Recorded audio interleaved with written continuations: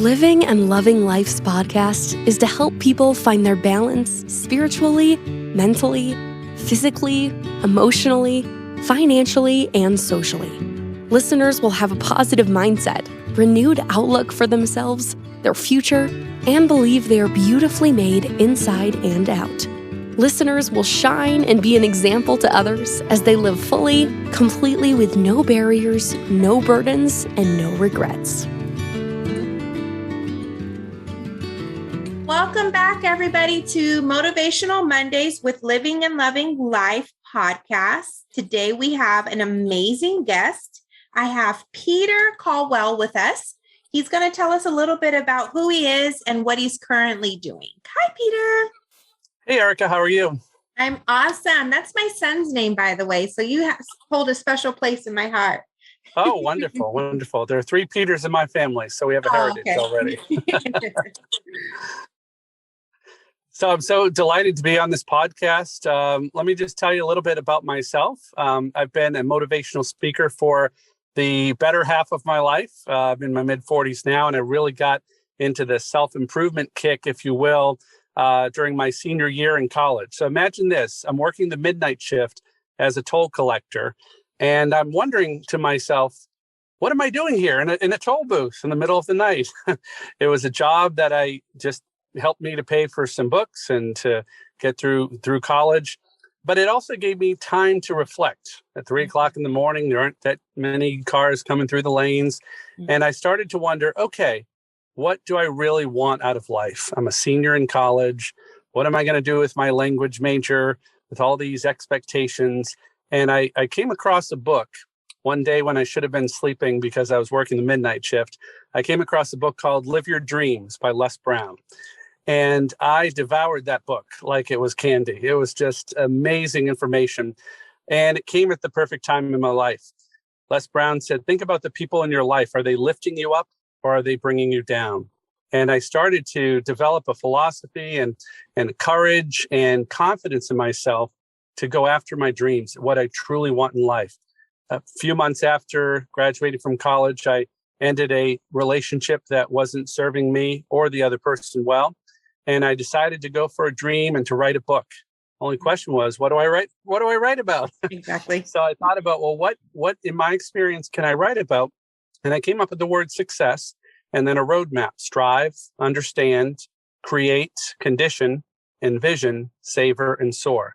And I have to tell you, those words just kind of came to me. I thought, well, that's something. I wrote it down, put it away, and I let the ideas marinate. About 6 months later, I started writing the book, just one paragraph at a time. And before I knew it, I was about 50 pages into writing the book.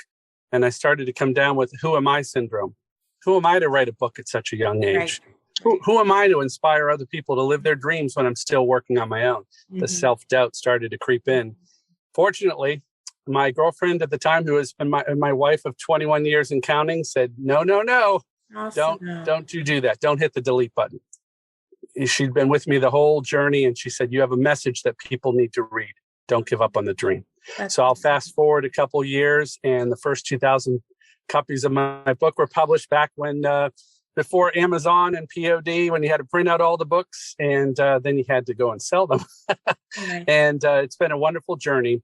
I just published my second book recently, Invest in Your Attitude. When I'm not writing books or speaking, I'm involved in commercial real estate and property management. And it's been a great career over the last 20 plus years. So I'm glad to be here. Nice. Well, that's awesome story, Peter. And you know what? I'm actually a little jealous because you got that wisdom earlier on.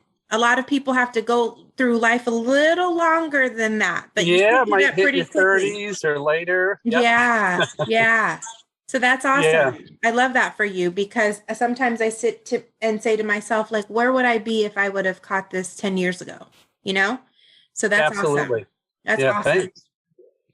So tell me a little bit about the book. Is it like help people to be successful in themselves, or like what is the gist or a summary kind of what the book real is? Gist of it is it's a spell success in your life. It's a roadmap for achieving your goals. So it's about setting the goals but also setting the intention, because we could write down goals all day long, but if we don't really have our heart in it, Right. It's just going to be a list of words on a paper, but put in a shelf somewhere or in a drawer. Right.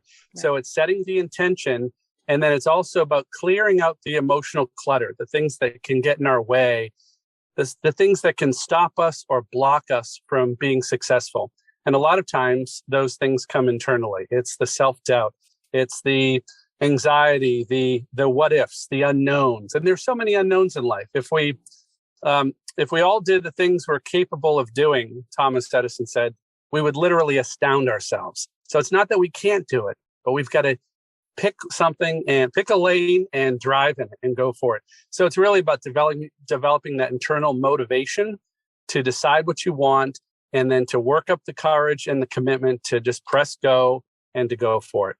And so I wrote that back in my mid-20s, and this new book that I just wrote is on investing in your attitude. And it's so you might say it's sort of a sequel to the book number one, but it's the same kind of philosophy of realizing that attitude is a daily commitment that we make. Yeah. You know, it's like showering, rinse and repeat. Can't do it once a month. You've got to do it every day. Every day. And refresh, to recharge ourselves and to revitalize ourselves, especially in these pandemic times. I mean, no one could have imagined 2 years ago the world that we'd be living in now. So what's going to get us through each day and each moment? It's our attitude. It's our mindset. So today's topic was being in tune with our emotions. Does that play a big part of it? It really does. It really does. And both of the books that I wrote, they're really kind of reflections of my attitude and mindset and experiences. I feel that we need to get in tune with our emotions. There are a lot of times where, I don't know about you, but I've gone through the motions in life where I'm in the job, but I'm not really in the job. Yeah. You know, I'm in the relationship, not my current one, but a past one, and I'm not really feeling it. You know, and so something's got to give at that point. And whether it's our career, our finances, whatever situation we're in, it's so important that we reflect and ask ourselves, what do I want? And why do I want this? And really just to really get in touch with our feelings, you know, why we feel this way. And don't be afraid to let the answers come. Sometimes we don't want to hear the answers because intuitively we already know.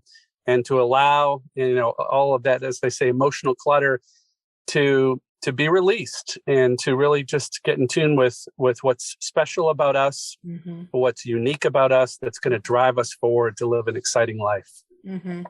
So I love that you mentioned that, because that's exactly why I had you on the podcast, is because the being in tune with emotions.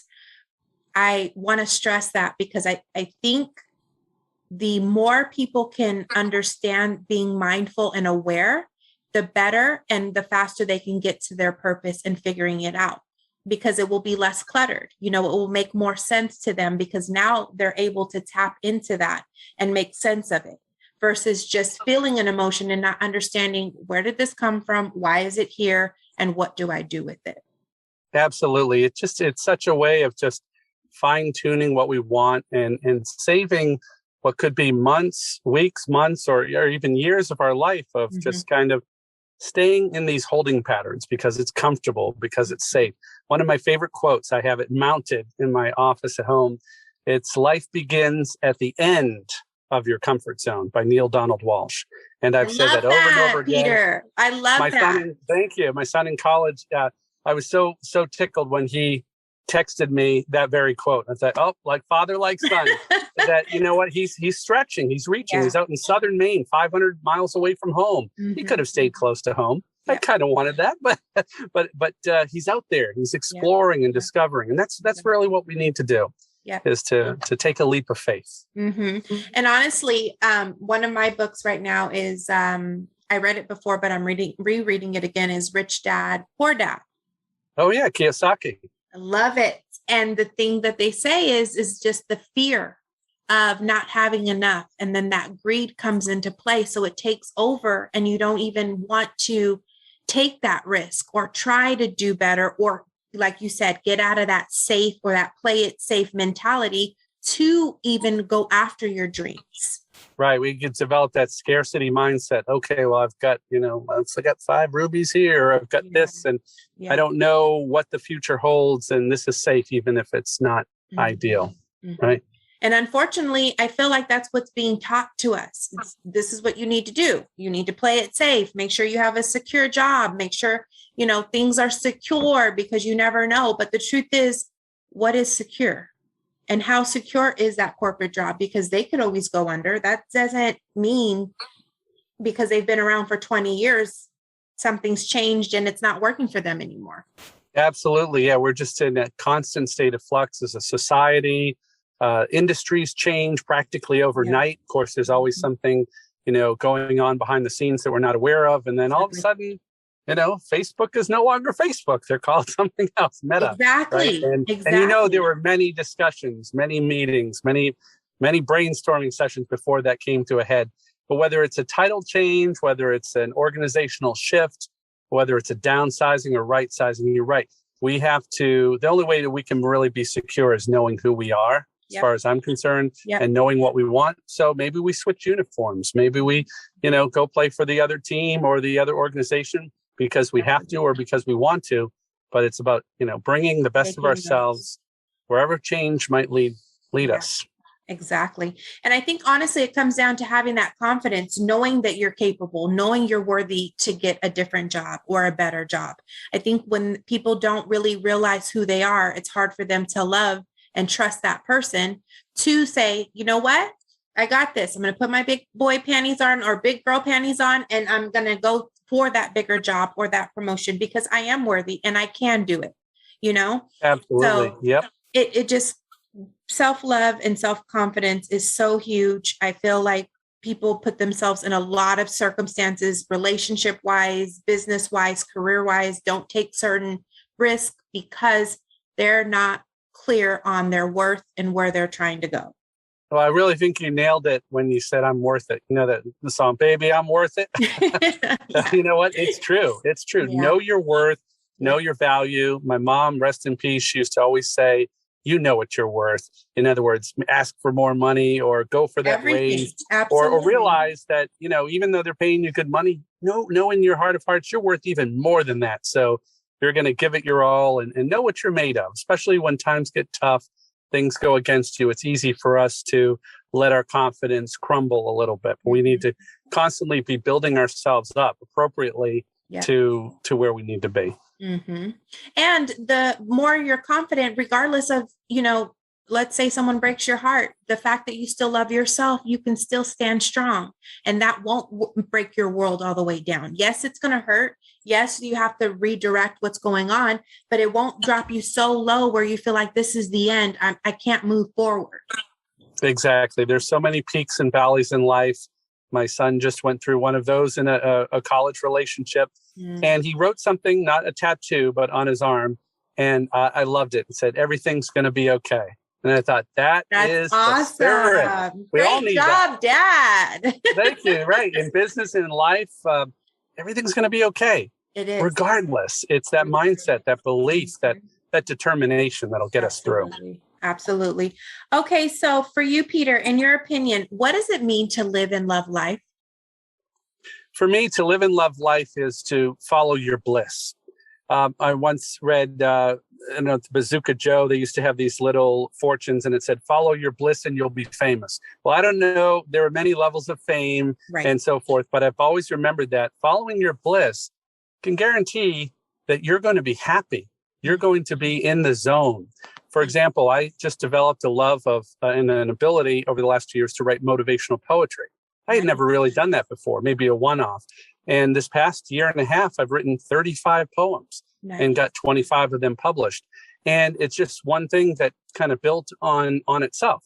Mm-hmm. I don't know I'll make money from the poems, but it's my bliss. I'm following my passion. Right. And what happens when we get passionate about things in life, it's contagious. Yeah. People are just like, I want to be around this person. I want to learn from this person. I want to associate with this person. So it's quite easy at that point to make friends and to live the kind of life that we want, to attract that core group of supportive people that will help to lift us up no matter what's going on around us. I love that you say that because a lot of the times when I talk to my clients at the beginning, I let them know it's a committed process.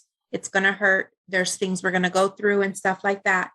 But you are going to lose some people. It just happens. But like you said, then you're going to attract people from a healthier mindset, a more positive space that are on the same road as you to help support, help you keep going. So yes, you're going to lose some, but then you win some. You know what I'm trying to say? Yeah, and it's a net gain. I think it's really a net gain because when you lose some, there's usually a reason. Exactly. People come into your life for a reason or a season, as they say. And oftentimes, you know what? You were meant to go your own separate ways. And it's important to surround ourselves with people who are encouraging, who are not pie in the sky, but people who are optimistic and see the best in you and want the best for you. Exactly. And vice versa, of course. Awesome. All right, Peter. So please tell our listeners where we can find your book. If we're looking for you, how do we find you? Sure. Yep. Happy to. Thank you. Go on Amazon.com and you can type in Invest in Your Attitude or Peter Caldwell, and you'll get a link to the ebook or the softcover copy.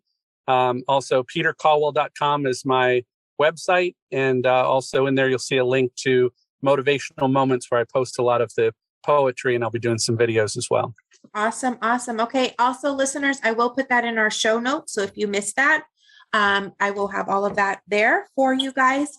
I do want to thank you so much, Peter, for your time and your wisdom. And thank you. If you're looking for anybody or just a little piece of motivation, go look for Peter.